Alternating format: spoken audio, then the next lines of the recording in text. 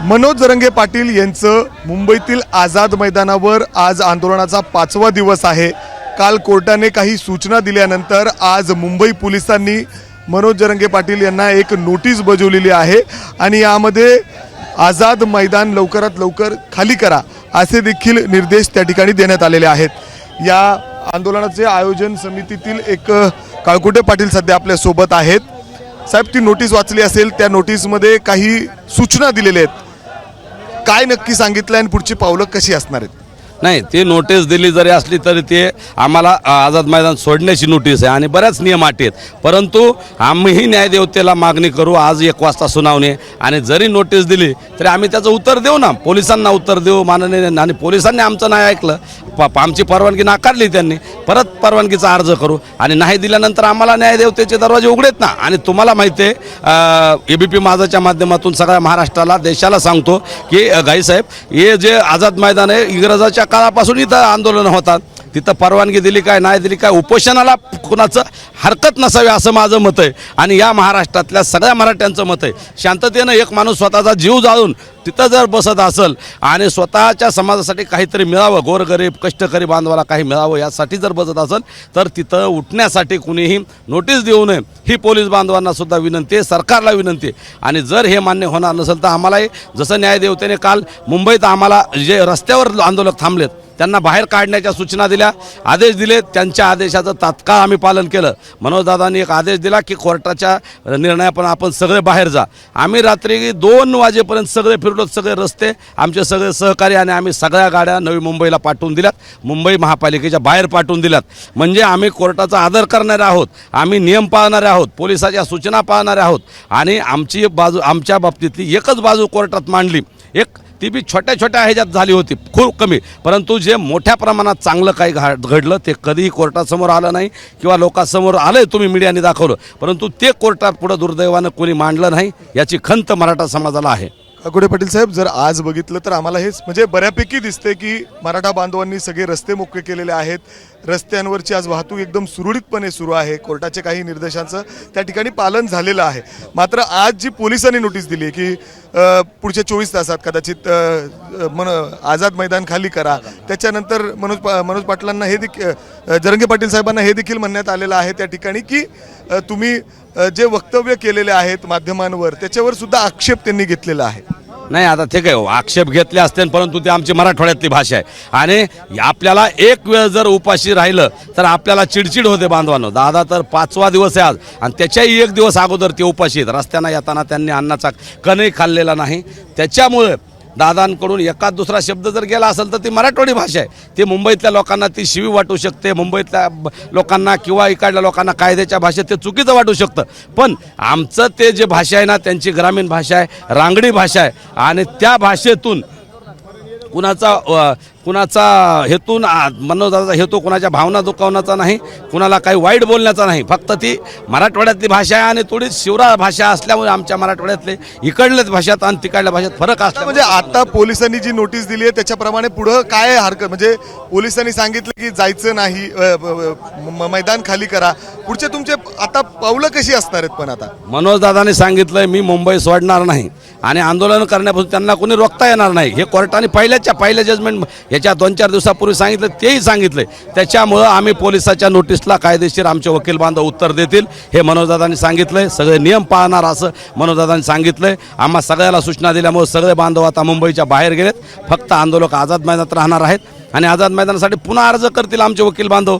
पुन्हा जर पोलिसांना त्याचं काही आम्हाला तरीही पोलिसांनी परवानगी नाही दिली तर आम्ही परत न्यायालयात जाऊ। न्यायदेवतेने जसं आता आमच्यावर बंधनं घातले, आम्हाला मुंबईतून बाहेर जायला सांगितलं, आमच्या काही लोकांकडून बोटा मोजण्या एवढ्या काही थोड्या चुका झाल्या, पण त्याचा पराचा कावळा म्हणजे राईचा पर्वत केला आणि आम्हाला कोर्टात विलन करण्यात आलं काही लोकांकडून। काही वकील स्वतःला डंके की चोट पे असलं काय म्हणणारे काही मराठा द्वेषी लोक आहेत, त्यांच्याकडून आम्हाला विलन करण्यात आलं, परंतु चांगल्या गोष्टी पोलीस बांधवाला चक्कर आल्यानंतर तिथं दाखवण्यात आलं नाही। आमच्या आज बघितलं तर पोलीस बंदोबस्त इथं या चौकामध्ये खूप मोठ्या प्रमाणात वाढला असं दिसतंय तुम्हाला?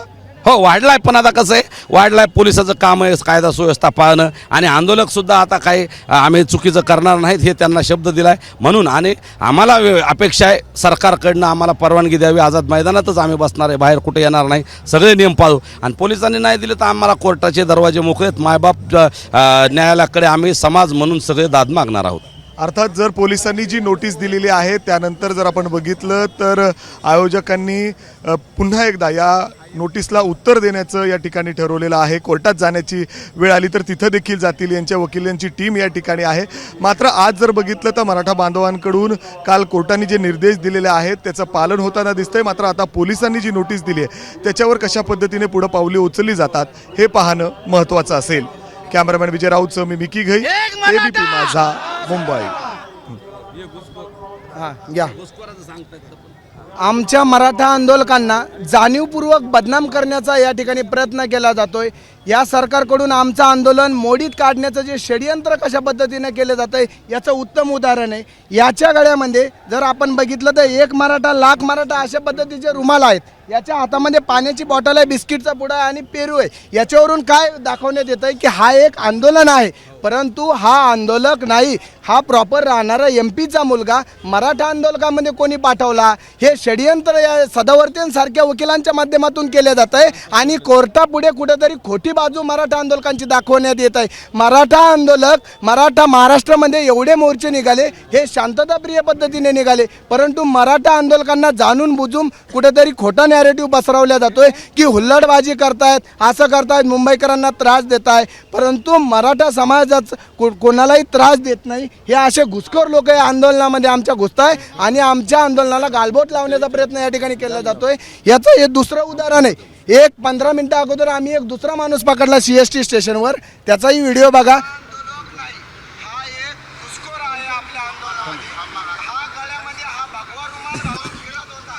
या लोकांचे हे बघा. मैं आकाश रावत मेरा नाम है. आकाश के मेरे डैडी काम करते हैं यहाँ गोदी ना मुंबई पोर्ट्रेस. मैं मजी बंदर में रहता हूँ. अंदर गया था मैं मिलने मेरे डैडी से, वहाँ से स्टेशन जाना पड़ता है ना, तो वहाँ ये ट्रेन में मेरे को मिला था, मैंने हाथ पे पकड़ा था, तो सर ने मेरे को चल थोड़ा तैसे काम है, जो है सही बता देना. ये मेरे को खाने के लिए मिला तो मैंने ले लिया सर. प्रॉपर मैं MP का हूँ. क्यों आया यहाँ पर, क्या काम है? डैडी से मिलने आया हूँ. मेरे डैडी गिर गए बाइक से यहाँ मुंबई पोर्ट्रेस में गोदी में. मतलब फिर वहाँ से तो आप स्टेशन पे आना था, यहाँ पे ये चौक में क्यों आए? नहीं सर बोले बात करना तो लेके आए आपके पास. हा एक मराठा लाख मराठाचे रुमाल घेऊन आम्ही सकाळी 7 वाजल्यापासून सर्व मराठा आंदोलकांना आमच्या वेळोवेळी आम्ही सांगितलंय आपल्याला कोर्टाचा अवमान करायचा नाही. आम्ही न्याय देवतेचा सन्मान करणारे लोक आहोत. कोर्टाचा कुठे आम्हाला अवमान करायचा नाही. कोर्टाचे आदेश आहे की CST स्टेशन खाली करा. आमचे सर्व समाज बांधव तिथून निघून गेले. आज एकही घोषणा आपल्याला त्या ठिकाणी होताना दिसत नाहीये. आणि या ठिकाणी या CST परिसरामध्ये देखील ज्या पद्धतीने सांगितलेलं होतं त्या पद्धतीने आमच्या सर्व आंदोलकांनी दादांच्या शब्दापुढे एक शब्दही मराठा आंदोलक काय होतंय असं? कोण आहे ते? बघा हे असे लोक घुसतायत, हे लोक जे आहेत ना असे, हे लोक असे घुसतायत आणि या लोकांमुळं आमचं आंदोलन कदाचित बदनाम होतं की काय याची सरकारनं पोलिसांनी चौकशी करावी. असे लोक घुसून जर चुकीचं कृत्य केलं असेल तर त्याला जबाबदार कोण? आणि हे सगळे उत्तर भारतीय लोक आहेत किंवा बाहेरचे लोक आहेत, हे जर जाणून बुजून आमच्या आंदोलनात घुसून असं चुकीचं करून जर आम्हाला बदनाम करत असतील तर याची चौकशी करावी आणि माननीय न्यायाधीशाने आणि सरकारने याची दखल घ्यावी. मायबाप सरकार तुम्हाला हात जोडून विनंती आहे, हे जर असे घुसत असतील आणि त्याचा डाग जर आमच्यावर देत असेल तर सर्वसामान्य मराठा माणसांना काय करायचं हे सरकारनं नक्कीच फडणवीस सरकारनं आम्हाला उत्तर द्यावं. एक मराठा, एक मराठा. ABP माझा, उघडा डोळे बघा नीट.